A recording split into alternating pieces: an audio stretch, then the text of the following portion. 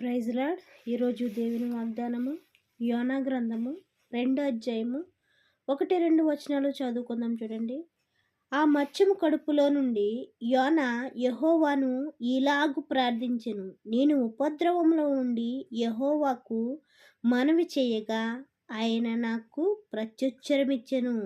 పాతాళ గర్భములో నుండి నేను కేకలు వేయగా నీవు నా ప్రార్థన అంగీకరించియున్నావు.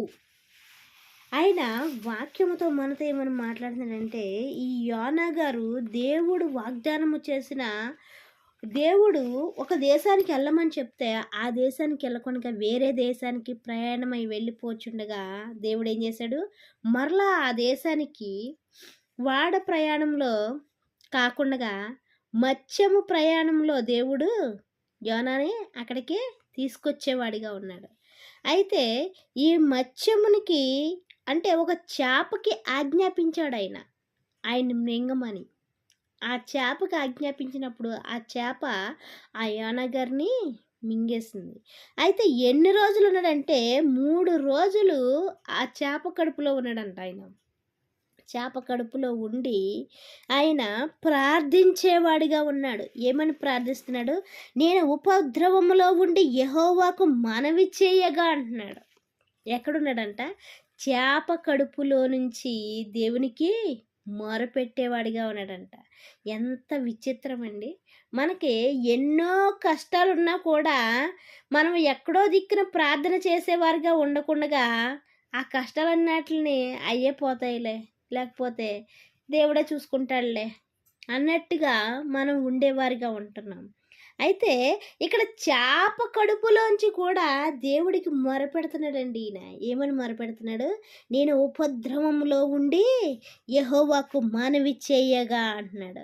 ఆయన నాకు ప్రత్యుత్తరం ఇచ్చెను. చేప కడుపులోంచి ప్రార్థన చేస్తుంటే దేవుడు ఏం చేస్తున్నాడంట? సమాధానాన్ని ఇస్తున్నాడంటండి. ఏమని సమాధానాన్ని ఇస్తున్నాడు చూడండి. నాకు ప్రత్యుత్తరం ఇచ్చెను. పాతాళ గర్భములో నుండి నేను కేకలు వేయగా నీవు నా ప్రార్థన అంగీకరించి ఉన్నావు అంటున్నాడు. ఎక్కడి నుంచి అంటండి?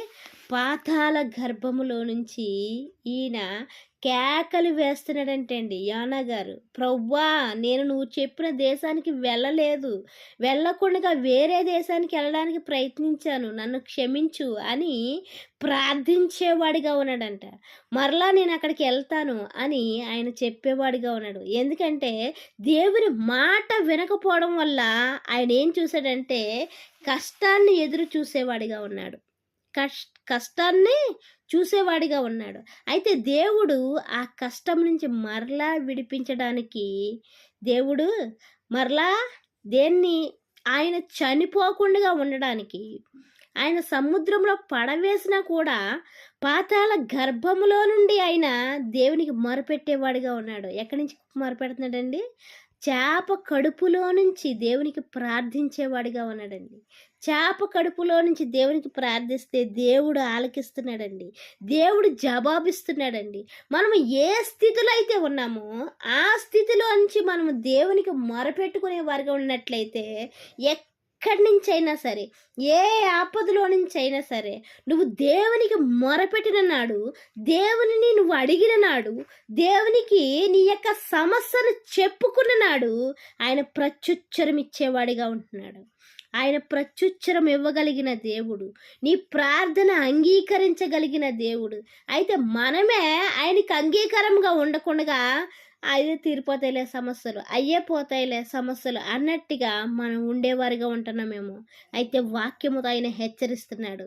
ఈ యోనా ద్వారాగా మనతో మాట్లాడుతున్నాడు. ఆయన ఏమని మాట్లాడుతున్నాడంటే, ఈయన ఉపద్రవంలో ఉండి, ఈయన కష్టంలో ఉండి, పాతాళ గర్భంలో ఉండి నేను దేవునికి మొరపెట్టగా ఆయన నా ప్రార్థన ఆలకించి నాకు ప్రత్యుత్తరం ఇచ్చెను అని ఆయన చెప్పేవాడిగా ఉన్నాడు. అయితే మనం ఏ స్థితిలో ఉన్నామో ఆ స్థితిలో నుంచి విడిపించడానికి, ఆ కష్టములోంచి, ఆ ఇరుకులోంచి, ఇబ్బందులోంచి, వేదనలోంచి, శోధనలోంచి, రోగములోంచి విడిపించడానికి ఆయన సిద్ధంగా ఉన్నాడు. మనము కూడా ఏ కష్టంలో అయితే ఉన్నామో ఆ కష్టాన్ని దేవునికి చెప్పుకోవడానికి ప్రార్థిద్దాం.